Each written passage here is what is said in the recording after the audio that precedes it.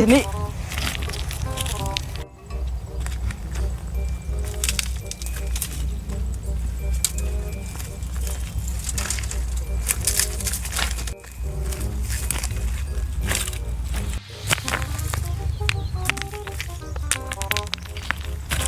Anh ơi. Ghét. Có thấy con bò chạy qua đây không? Ghét dần ghèm thấu. Cô cắt vào tàu đấy. Cái gì? Tao tôi vào tàu cô cắt. Cô cắt cái gì? Chỉ tôi hả? Chỉ tôi hả?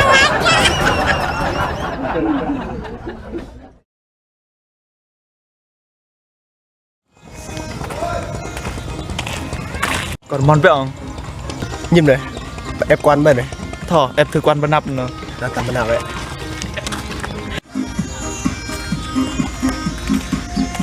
một quan nữa thò đi quan này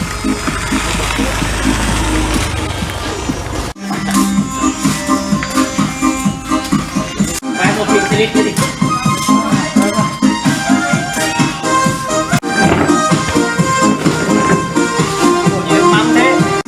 cái này thò giật do dòng lắm ơi cái chai là súp Cái gì? Súp là cái gì? súp là ăn súp ấy dài dài ấy Bún phở hả?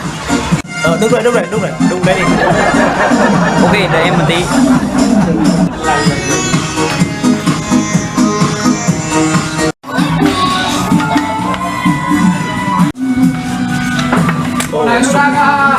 súp cái này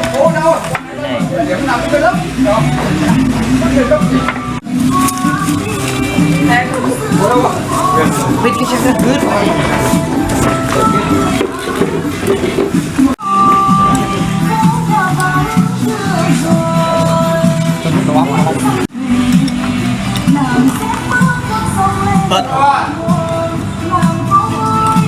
nhiều ít nhiều lù hả lù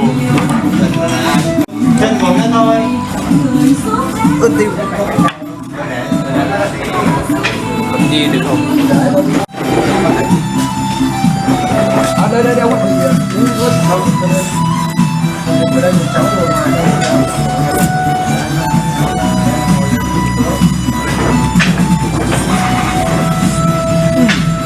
thằng với ông nó đang ngheกับbạn đồ mình kia dân ra hàng có ớt bảy ớt